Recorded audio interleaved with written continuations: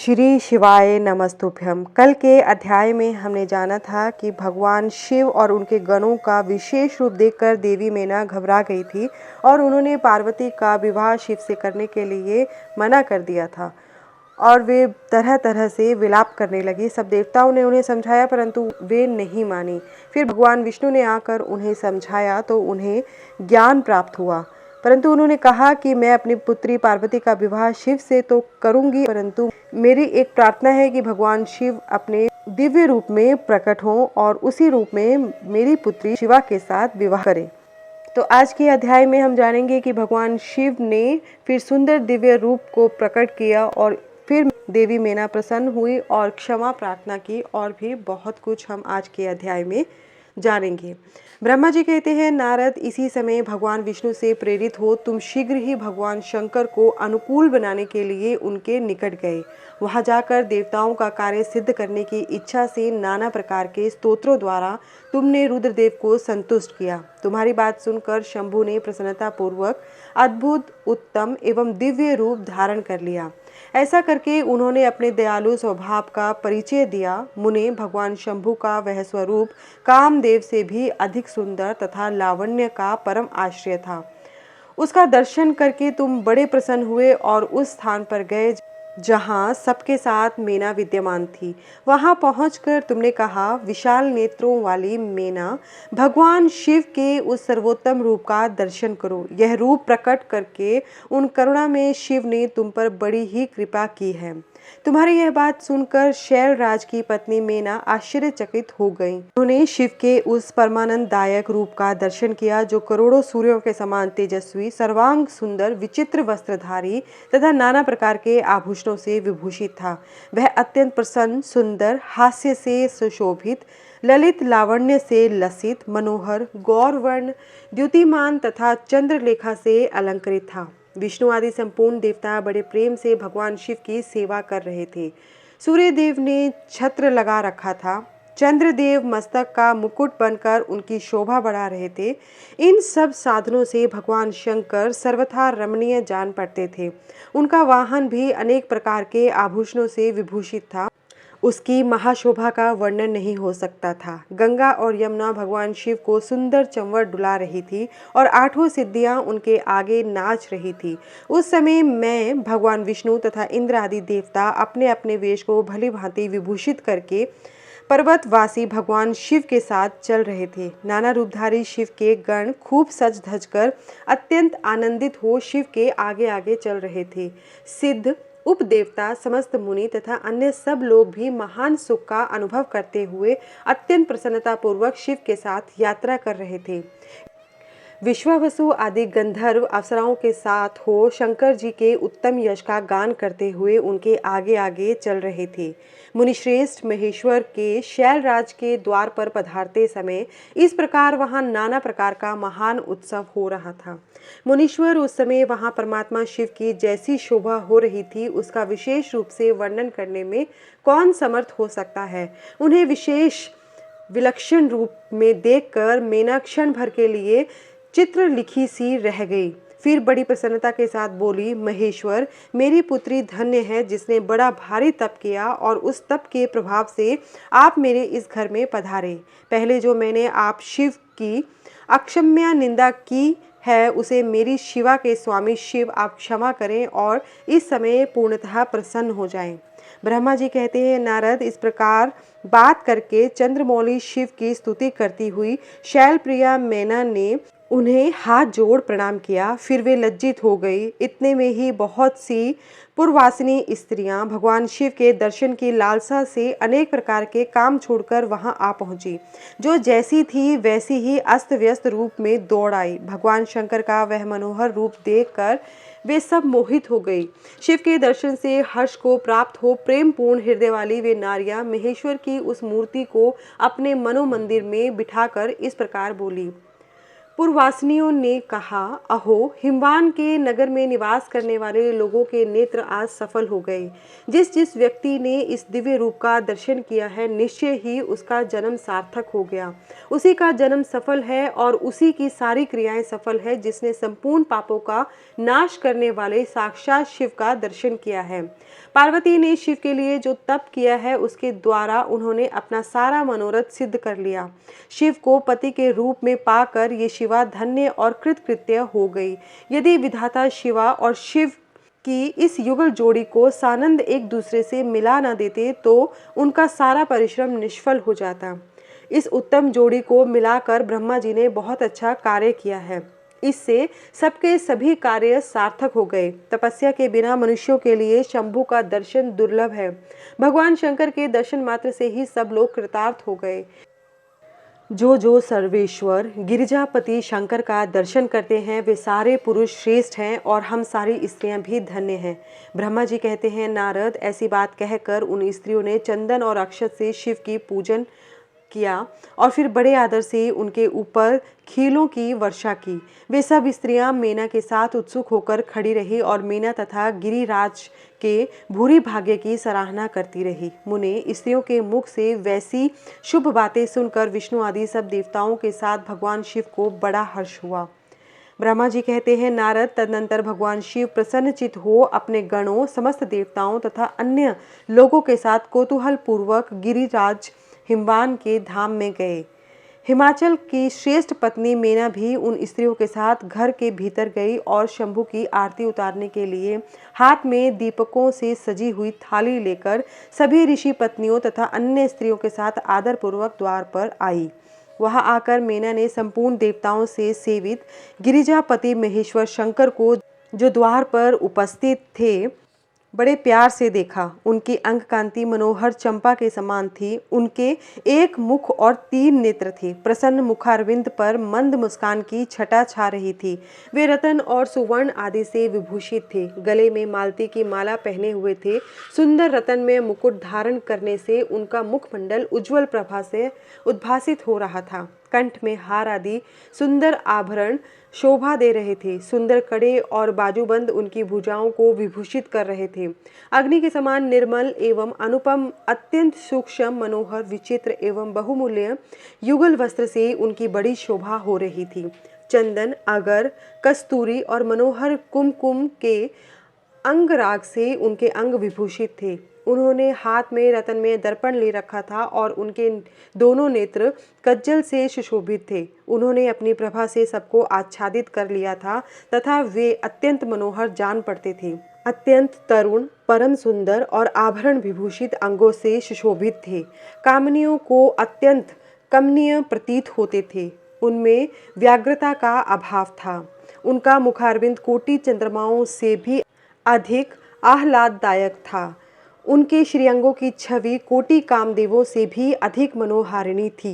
वे अपने सभी अंगों से परम सुंदर थे। ऐसे सुंदर रूप वाले उत्कृष्ट देवता भगवान शिव को जामाता के रूप में अपने सामने खड़ा देख मेना की सारी शोक चिंता दूर हो गई। वे परमानंद सिंधु में निमग्न हो गई और अपने भाग्य की, गिरिजा की, गिरिराज हिमवान की और उनके समस्त कुल की भूरी भूरी प्रशंसा करने लगी। उन्होंने अपने आप को कृतार्थ माना और वे बारंबार हर्ष का अनुभव करने लगी। सती मेना का मुख प्रसन्नता से खिल उठा था। वे अपने दामाद की शोभा का सानंद अवलोकन करती हुई उनकी आरती उतारने लगी। गिरिजा की कही हुई बात को बारंबार याद करके मेना को बड़ा विस्मय हो रहा था। वे हर्षोत्फुल्ल मुखारविंद से युक्त हो मन ही मन यूं कहने लगी, पार्वती ने मुझसे पहले जैसा बताया था उससे भी अधिक सौंदर्य मैं इन परमेश्वर शिव के अंगों में देख रही हूँ। महेश्वर का मनोहर लावण्य इस समय अवर्णनीय है। ऐसा सोचकर आश्चर्यचकित हुई मेना अपने घर के भीतर आई। वहां आई हुई युवतियों ने भी वर के मनोहर रूप की भूरी भूरी प्रशंसा की। वे बोली, गिरिराज नंदिनी शिवा धन्य हैं, धन्य हैं। कुछ कन्याएं कहने लगी, दुर्गा तो साक्षात भगवती हैं। कुछ दूसरी कन्याएं महारानी मेना से बोली, हमने तो कभी ऐसा वर नहीं देखा है और न कभी ध्यान में ही ऐसे वर का अवलोकन किया है। इन्हें पाकर गिरिजा धन्य हो गई। भगवान शंकर का वह रूप देखकर समस्त देवता हर्ष से खिल उठे। श्रेष्ठ गंधर्व उनका यश गाने लगे और अप्सराएं नृत्य करने लगी। बाजा बजाने वाले लोग मधुर ध्वनि में अनेक प्रकार की कला दिखाते हुए आदर पूर्वक भांति भांति के बाजे बजा रहे थे। हिमाचल ने भी आनंदित होकर द्वारोचित मंगलाचार किया। समस्त नारियों के साथ मीना ने भी महान उत्सव मनाते हुए वर का परिछन किया। फिर वे प्रसन्नता पूर्वक घर में चली गई। इसके बाद भगवान शिव अपने गणों तथा देवताओं के साथ अपने को दिए गए स्थान में चले गए। इसी बीच में गिरिराज के अंतःपुर की स्त्रियां दुर्गा को साथ ले कुलदेवी की पूजा के लिए बाहर निकली। वहां देवताओं ने, जिनकी पलकें कभी नहीं गिरती थी, प्रसन्नता पूर्वक पार्वती को देखा। उनकी अंग कांति नील अंजन के समान थी। वे अपने मनोहर अंगों से ही विभूषित थी। उनका कटाक्ष केवल भगवान त्रिलोचन पर ही आदर पूर्वक पड़ता था। दूसरे किसी पुरुष की ओर उनके नेत्र नहीं जाते थे। उनका प्रसन्न मुख मंद मुस्कान से सुशोभित था। वे कटाक्षपूर्ण दृष्टि से देखती थी और बड़ी मनोहारिणी जान पड़ती थी। उनके केशों की चोटी बड़ी ही सुंदर थी। कपोलों पर बनी हुई मनोहर पत्रभंगी उनकी शोभा बढ़ा रही थी। ललाट में कस्तूरी की बेंदी के साथ ही सिंदूर की बिंदी शोभा दे रही थी। वक्षस्थल पर श्रेष्ठ रत्नों के सारभूत हार से दिव्य दीप्ति छिटक रही थी। रत्नों के बने हुए केयूर, वल्य और कंकन से उनकी भुजाएं अलंकृत थी। उत्तम रत्नमय कुंडलों से उनके मनोहर कपोल जगमगा रहे थे। उनकी दंत पंक्तियां मणियों तथा रत्नों की प्रभा को छीने लेती थी और मुख की शोभा बढ़ाती थी। मधु से पूरित अधर और ओष्ठ बिंब फल के समान लाल थे। दोनों पैरों में रत्नों की आभा से युक्त महावर शोभा दे रहा था। उन्होंने अपने एक हाथ में रतनजड़ित दर्पण ले रखा था और उनका दूसरा हाथ क्रीड़ा कमल से सुशोभित था। उनके अंगों में चंदन, अगर, कस्तूरी, कुमकुम का अंगराग लगा हुआ था। पैरों में पायजेब बज रही थी और वे अपने लाल लाल तलुओं के कारण बड़ी शोभा पा रही थी। समस्त देवता आदि ने जगत की आदि कारणभूता जग जननी पार्वती देवी को देखकर भक्ति भाव से मस्तक झुका मेना सहित उन्हें प्रणाम किया। त्रिलोचन शिव ने बड़ी प्रसन्नता के साथ कनखियों से उन्हें देखा और उनमें सती की आकृति देखकर अपनी विरह वेदना को त्याग दिया। शिवा पर आंखें गड़ाकर भगवान शिव उस समय सब कुछ भूल गए। उनके सारे अंगों में रोमांच हो आया। वे हर्ष का अनुभव करते हुए गौरी की ओर देखने लगे। गौरी उनकी आंखों में समा गई थी। इधर कालीपुरी में बाहर जाकर अंबिका देवी की पूजा करने के पश्चात ब्राह्मण पत्नियों के साथ पुनः अपने पिता के रमणीय भवन में लौट आई। भगवान शंकर भी मुझ ब्रह्मा, विष्णु तथा देवताओं के साथ हिमाचल के बताए हुए अपने नियत स्थान पर प्रसन्नता पूर्वक गए। वहां गिरिराज के द्वारा नाना प्रकार की सुंदर समृद्धि से सम्मानित हुए वे सब लोग सुखपूर्वक ठहर गए और भगवान शिव की सेवा करने लगे। ब्रह्मा जी कहते हैं, नारद, तदनंतर गिरि श्रेष्ठ हिमवान ने प्रसन्नता और उत्साह के साथ वेद मंत्रों द्वारा दुर्गा और शिव का उपस्नान करवाया। तत्पश्चात गिरिराज की प्रार्थना से श्री विष्णु आदि देवता तथा मुनि कौतूहल पूर्वक उनके घर के भीतर गए। वहां उन्होंने वैदिक और लौकिक आचार का यथार्थ प्रीति से पालन करके भगवान शिव के दिए हुए आभूषणों से देवी शिवा को अलंकृत किया। सखियों और ब्राह्मण की पत्नियों ने पहले पार्वती को स्नान करवाया, फिर सब प्रकार से वस्त्राभूषणों द्वारा विभूषित करके उनकी आरती उतारी। तीनों लोगों की जननी महाशैल पुत्री सुंदरी शिवा दिव्य वस्त्राभूषणों से सुसज्जित होकर मन ही मन भगवान शिव का ध्यान करती हुई वहीं बैठी। उस समय उनकी बड़ी शोभा हो रही थी।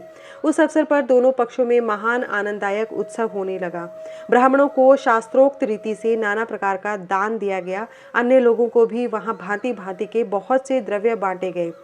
विशेष उत्सव के साथ गीत और वाद्य आदि के द्वारा लोगों का मनोरंजन किया गया। तदनंतर मैं ब्रह्मा, भगवान विष्णु, इंद्र आदि देवता तथा मुनि ये सब के सब बड़ी प्रसन्नता के साथ सानंद उत्सव मनाते हुए भक्ति भाव से शिवा को प्रणाम कर शिव के चरणारविंदों के चिंतन पूर्वक हिमाचल की आज्ञा ले अपने अपने स्थान पर चले गए।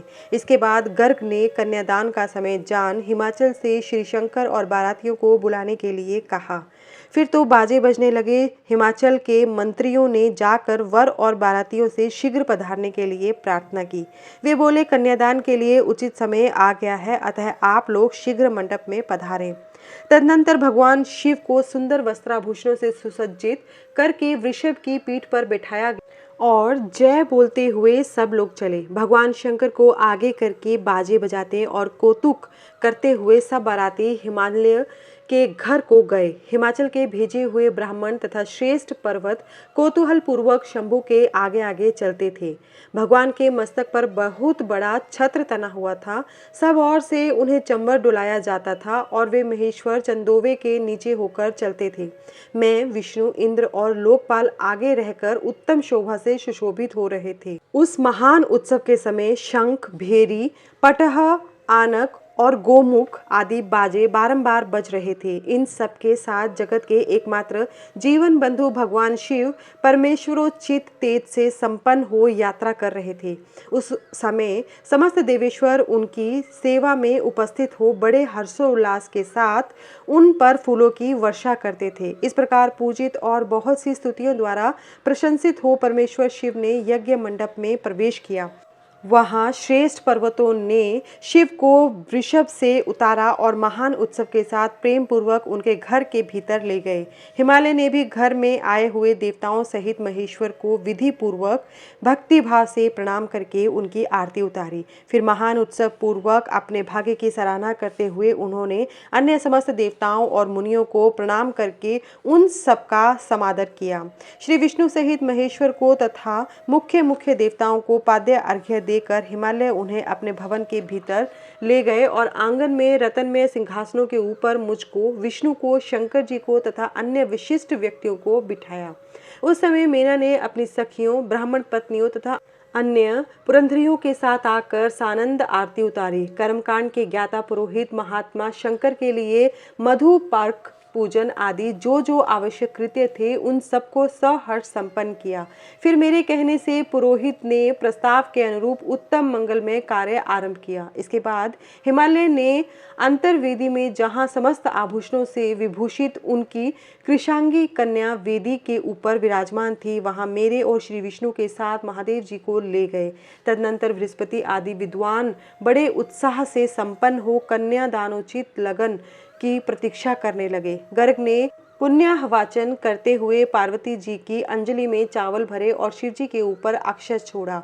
परम उदार सुमुखी पार्वती ने दही, अक्षत, कुश और जल से वहां रुद्रदेव का पूजन किया, जिनके लिए शिवा ने बड़ी भारी तपस्या की थी। उन भगवान शिव को बड़े प्रेम से देखती हुई वे वहां अत्यंत शोभा पा रही थी।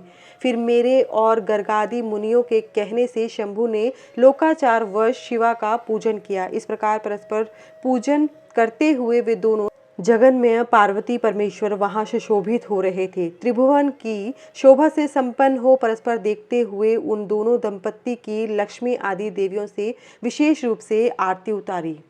ब्रह्मा जी कहते हैं, नारद, इसी समय वहां गर्गाचार्य से प्रेरित हो मेना सहित हिमवान ने कन्यादान का कार्य आरंभ किया।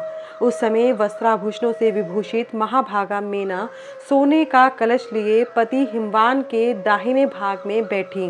तत्पश्चात पुरोहित सहित हर्ष से भरे हुए शैलराज ने पाद्य आदि के द्वारा वर का पूजन करके वस्त्र, चंदन और आभूषणों द्वारा उनका वरण किया। इसके बाद हिमाचल ने ब्राह्मणों से कहा, आप लोग तिथि आदि के कीर्तन पूर्वक कन्यादान के संकल्प वाक्य का प्रयोग बोले।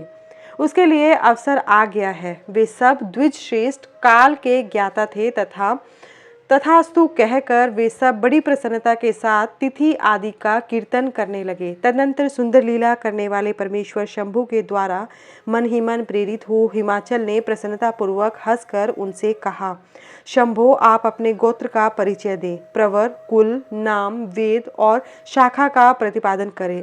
अब अधिक समय न बिताएं। हिमाचल की यह बात सुनकर भगवान शंकर सुमुख होकर भी विमुख हो गए, अशोचनीय होकर भी तत्काल शोचनीय अवस्था में पड़ गए। उस समय श्रेष्ठ देवताओं, मुनियों, गंधर्वों, यक्षों और सिद्धों ने देखा कि भगवान शिव के मुख से कोई उत्तर नहीं निकल रहा है। नारद, यह देखकर तुम हंसने लगे और महेश्वर का मन ही मन स्मरण करके गिरिराज से यूं बोले। नारद ने कहा, पर्वतराज, तुम मूढ़ता के वशीभूत होकर कुछ भी नहीं जानते। महेश्वर से क्या कहना चाहिए और क्या नहीं, इसका तुम्हें पता नहीं है। वास्तव में तुम बड़े बहिर्मुख हो। तुमने इस समय साक्षात हर से उनका गोत्र पूछा है और उसे बताने के लिए उन्हें प्रेरित किया है। तुम्हारी यह बात अत्यंत उपहासजनक है। पर्वतराज इनके गोत्र, कुल और नाम को तो विष्णु और ब्रह्मा आदि भी नहीं जानते, फिर दूसरों की क्या चर्चा है। शैलराज जिनके एक दिन में करोड़ों ब्रह्माओं का लय होता है, उन्हीं भगवान शंकर को तुमने आज काली के तपोबल से प्रत्यक्ष देखा है। इनका कोई रूप नहीं है, ये प्रकृति से परे निर्गुण पर ब्रह्म परमात्मा है, निराकार, निर्विकार, मायाधीश एवं परात्पर है, गोत्र, कुल और नाम से रहित स्वतंत्र परमेश्वर है। साथ ही अपने भक्तों के प्रति बड़े दयालु हैं। भक्तों की इच्छा से ही ये निर्गुण से सगुण हो जाते हैं, निराकार होते हुए भी सुंदर शरीर धारण कर लेते हैं और अनामा होकर भी बहुत से नाम वाले हो जाते हैं। ये गोत्रहीन होकर भी उत्तम गोत्र वाले हैं, कुलहीन होकर भी कुलीन हैं। पार्वती की तपस्या से ही ये आज तुम्हारे जामाता बन गए हैं, इसमें संशय नहीं है। गिरिश्रेष्ठ, इन लीला विहारी परमेश्वर ने चराचर जगत को मोह में डाल रखा है। कोई कितना ही बुद्धिमान क्यों न हो, वह भगवान शिव को अच्छी तरह नहीं जानता। ब्रह्मा जी कहते हैं, मुने, ऐसा कहकर शिव की इच्छा से कार्य करने वाले तुझ ज्ञानी देवर्षि ने शैलराज को अपनी वाणी से हर्ष प्रदान करते हुए फिर इस प्रकार उत्तर दिया। नारद बोले, शिवा को जन्म देने वाले तात महाशैल, मेरी बात सुनो और उसे सुनकर अपनी पुत्री शंकर जी के हाथ में दे दो। लीलापूर्वक रूप धारण करने वाले सगुण महेश्वर का गोत्र और कुल केवल नाद ही है। इस बात को अच्छी तरह समझ लो। शिव नाद में है और नाद शिव में है, यह सर्वथा सच्ची बात है। नाद और शिव, इन दोनों में कोई अंतर नहीं है। शैलेंद्र, सृष्टि के समय सबसे पहले लीला के लिए सगुण रूप धारण करने वाले शिव से नाद ही प्रकट हुआ था, अतः वह सबसे उत्कृष्ट है। हिमालय, इसलिए मन ही मन सर्वेश्वर शंकर के द्वारा प्रेरित हो मैंने आज अभी वीणा बजाना आरंभ कर दिया था। ब्रह्मा जी कहते हैं, मुने, तुम्हारी यह बात सुनकर गिरिराज हिमालय को संतोष प्राप्त हुआ और उनके मन का सारा विस्मय जाता रहा। तदनंतर श्री विष्णु आदि देवता तथा मुनि सब के सब विस्मय रहित हो नारद को साधुवाद देने लगे। महेश्वर की गंभीरता जानकर सभी विद्वान आश्चर्यचकित हो बड़ी प्रसन्नता के साथ परस्पर बोले, अहो, जिनकी आज्ञा से इस विशाल जगत का प्राकट्य हुआ है, जो परात्पर आत्मबोध स्वरूप स्वतंत्र लीला करने वाले तथा उत्तम भाव से जानने योग्य हैं, उन त्रिलोकनाथ भगवान शंभु का आज हम लोगों ने भली भांति दर्शन किया है। तदनंतर हिमालय ने विधि के द्वारा प्रेरित हो भगवान शिव को अपनी कन्या का दान कर दिया। कन्यादान करते समय वे बोले, इमाम कन्याम तुभ्यहम ददामि परमेश्वर, भार्यार्थ परिगृहीष्व प्रसीद सकलेश्वर। परमेश्वर, मैं अपनी यह कन्या आपको देता हूँ, आप इसे अपनी पत्नी बनाने के लिए ग्रहण करें। सर्वेश्वर, इस कन्या से आप संतुष्ट हों। इस मंत्र का उच्चारण कर कर हिमाचल ने अपनी पुत्री त्रिलोक जननी पार्वती को उन महान देवता रुद्र के हाथ में दे दिया। इस प्रकार शिवा का हाथ शिव के हाथ में रखकर शैलराज मन ही मन बड़े प्रसन्न हुए। उस समय वे अपने मनोरथ के महासागर को पार कर गए थे। परमेश्वर महादेव जी ने प्रसन्न हो वेद मंत्र के उच्चारण पूर्वक गिरिजा के कर कमल को शीघ्र अपने हाथ में ले लिया। मुने, लोकाचार के पालन की आवश्यकता को दिखाते हुए उन भगवान शंकर ने पृथ्वी का स्पर्श करके को अदात इत्यादि रूप से काम संबंधी मंत्र का पाठ किया। उस समय वहाँ सब और महान आनंददायक महोत्सव होने लगा। पृथ्वी पर, अंतरिक्ष में तथा स्वर्ग में भी जय जयकार का शब्द गूंजने लगा। सब लोग अत्यंत हर्ष से भरकर साधुवाद देने और नमस्कार करने लगे। गंधर्वगण प्रेम पूर्वक गाने लगे और अप्सराएं नृत्य करने लगी। हिमाचल के नगर के लोग भी अपने मन में परम आनंद का अनुभव करने लगे। उस समय महान उत्सव के साथ परम मंगल मनाया जाने लगा। मैं, विष्णु, इंद्र, देवगण तथा संपूर्ण मुनि हर्ष से भरकर हम सबके मुखारविंद प्रसन्नता से खिल उठे। तदनंतर शैलराज हिमाचल ने अत्यंत प्रसन्न हो शिव के लिए कन्यादान की यथोचित सांगता प्रदान की। तत्पश्चात उनके बंधुजनों ने भक्ति पूर्वक शिवा का पूजन करके नाना विधि विधान से भगवान शिव को उत्तम द्रव्य समर्पित किया। हिमालय ने अनेक प्रकार के द्रव्य, रतन, पात्र, 1 लाख सुसज्जित गोएं, 1 लाख सजे सजाए घोड़े, करोड़ हाथी और उतने ही सुवर्ण जड़ित रथ आदि वस्तुएं दी।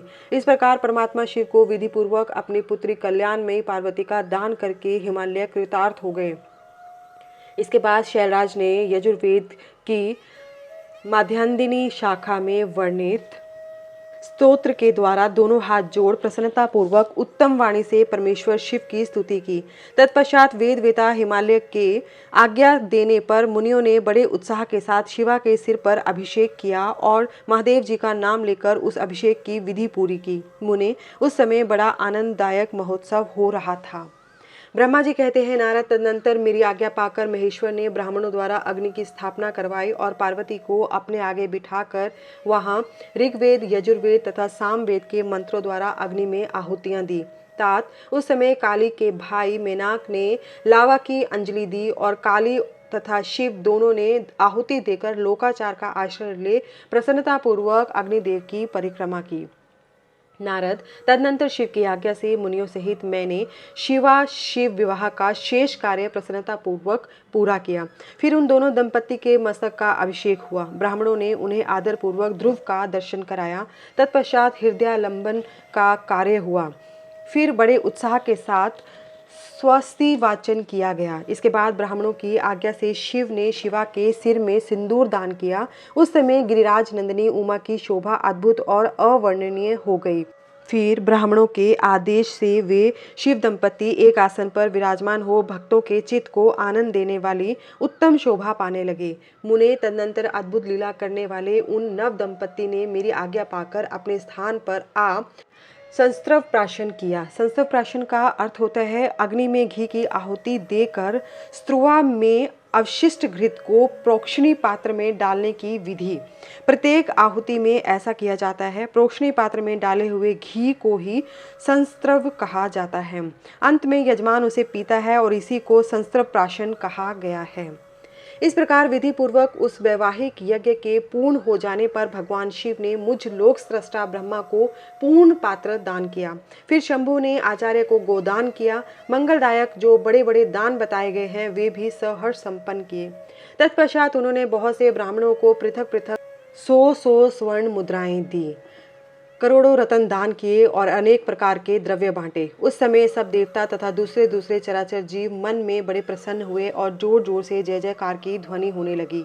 सब और मांगलिक शब्द और गीत होने लगे। वाद्यों की मनोहर ध्वनि सबके आनंद को बढ़ाने लगी। इसके बाद श्री विष्णु आदि देवता, मैं, ऋषि तथा अन्य सब लोग गिरिराज से आज्ञा ले बड़ी प्रसन्नता के साथ शीघ्र ही अपने अपने डेरे में चले गए। उस समय हिमालय नगर की स्त्रियां आनंद मगन हो शिव और पार्वती को देखकर कोहबर में गई। वहां उन सब ने आदर पूर्वक वर वधू से लोकाचार का संपादन कराया। उस समय सब ओर परमानंददायक महान उत्सव छा गया था। तदनंतर वे स्त्रियां उन लोक कल्याणकारी दंपत्ति को साथ ले परम दिव्य वास भवन में गईं और वहां भी प्रसन्नता पूर्वक लोकाचार का संपादन किया। इसके बाद गिरिराज के नगर की स्त्रियों ने समीप आकर मंगल कृत्य करके उन नव दंपत्ति को केली गृह में पहुंचाया और जय ध्वनि करती हुई उनके गठबंधन की गांठ खोलने आदि का कार्य संपन्न किया। उस समय उन नूतन दंपत्ति को देखने के लिए 16 दिव्य नारियां बड़े आदर के साथ शीघ्रता पूर्वक वहां आई। उनके नाम इस प्रकार हैं: सरस्वती, लक्ष्मी, सावित्री, गंगा, अदिति, शची, लोपामुद्रा, अरुंधति, अहल्या, तुलसी, स्वाहा, रोहिणी, पृथ्वी, शतरूपा, संज्ञा तथा रति। ये देवांगनाएं तथा मनोहारिणी देवकन्या, नाग कन्या और मुनि कन्याएं भी वहां आ पहुंची। वहां जितनी स्त्रियां उपस्थित थी उन सबकी गणना करने में कौन समर्थ है। उनके दिए हुए रत्नमय सिंहासन पर भगवान शिव प्रसन्नता पूर्वक बैठे। उस समय उन्होंने शिव से नाना प्रकार की विनोदपूर्ण बातें कही। तदनंतर प्रसन्नचित हुए महेश्वर ने अपनी पत्नी के साथ मिष्टान भोजन और आचमन करके कपूर डाला हुआ पान खाया। इसी अवसर पर अनुकूल समय जान प्रसन्न हुई रति ने दीन वत्सल भगवान शंकर से कहा, भगवान पार्वती का पानी ग्रहण करके आपने अत्यंत दुर्लभ सौभाग्य प्राप्त किया है। बताइए, मेरे प्राणनाथ को जो सर्वथा स्वार्थ रहित थे आपने क्यों भस्म कर डाला।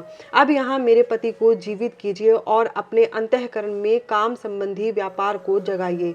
आपको और मुझको जो समान रूप से वियोग जनित संताप प्राप्त हुआ है उसे दूर कीजिए। महेश्वर, आपके इस विवाहोत्सव में सब लोग सुखी हुए हैं, केवल मैं ही अपने पति के बिना दुख में डूबी हुई हूँ। देव शंकर, प्रसन्न होइए और मुझे सनाथ कीजिए। दीन बंधो, परम प्रभो, अपनी कही हुई बात को सत्य कीजिए।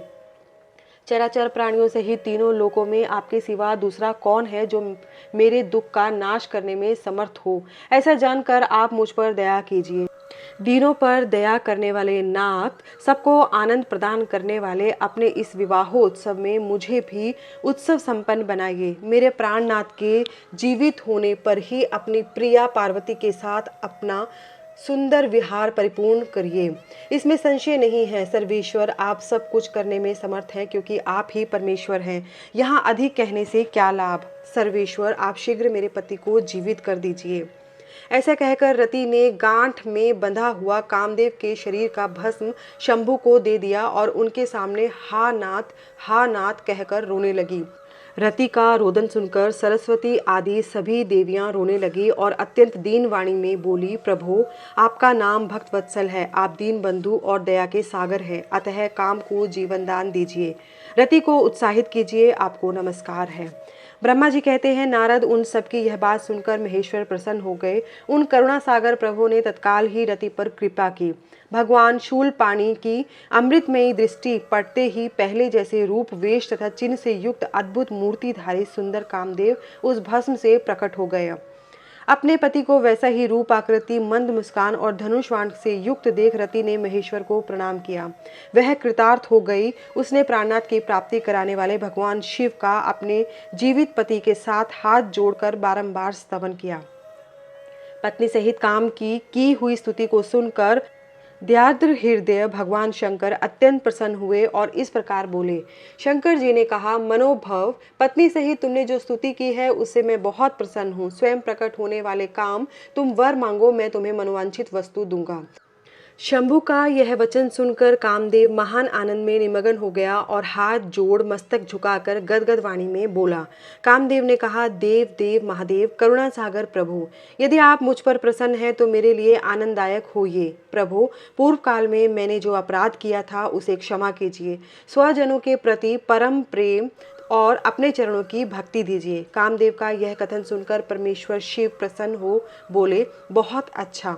इसके बाद उन करुणानिधि ने हंसकर कहा, महामते कामदेव, मैं तुम पर प्रसन्न हूँ। तुम अपने मन से भय को निकाल दो, भगवान विष्णु के पास जाओ और इस घर से बाहर ही रहो। तदनंतर काम शिवजी को प्रणाम करके बाहर आ गया।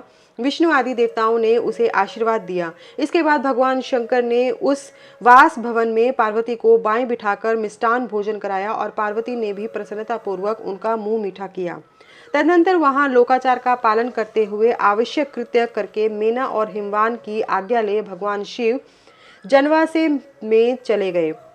मुने, उस समय महान उत्सव हुआ और वेद मंत्रों की ध्वनि होने लगी। चारों प्रकार के बाजे बजने लगे। जनवासे में अपने स्थान पर पहुंचकर शिव ने लोकाचारवश मुनियों को प्रणाम किया, श्री हरि को और मुझे भी मस्तक झुकाया। फिर सब देवता आदि ने उनकी वंदना की। उस समय वहां जय जयकार, नमस्कार तथा समस्त विघ्नों का विनाश करने वाली शुभदायिनी वेद ध्वनि भी होने लगी। इसके बाद मैंने, भगवान विष्णु ने तथा इंद्र, ऋषि और सिद्ध आदि ने भी शंकर जी की स्तुति की। गिरजा नायक महेश्वर की स्तुति करके वे विष्णु आदि देवता प्रसन्नता पूर्वक उनकी यथोचित सेवा में लग गए। तत्पश्चात लीला पूर्वक शरीर धारण करने वाले महेश्वर शंभु ने उन सबको सम्मान दिया। फिर उन परमेश्वर की आज्ञा पाकर वे विष्णु आदि देवता अत्यंत प्रसन्न हो अपने अपने विश्राम स्थान को गए। इसी के साथ श्री शिव पुराण की द्वितीय संहिता रुद्र संहिता का तृतीय खंड पार्वती खंड का 51वां अध्याय समाप्त होता है। नमः शिवाय।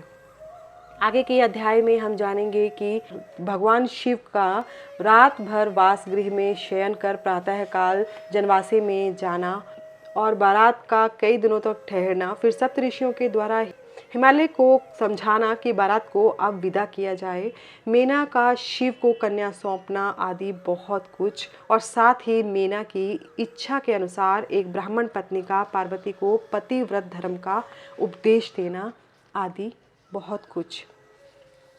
शिव शक्ति नमो नमः। नमः शिवाय।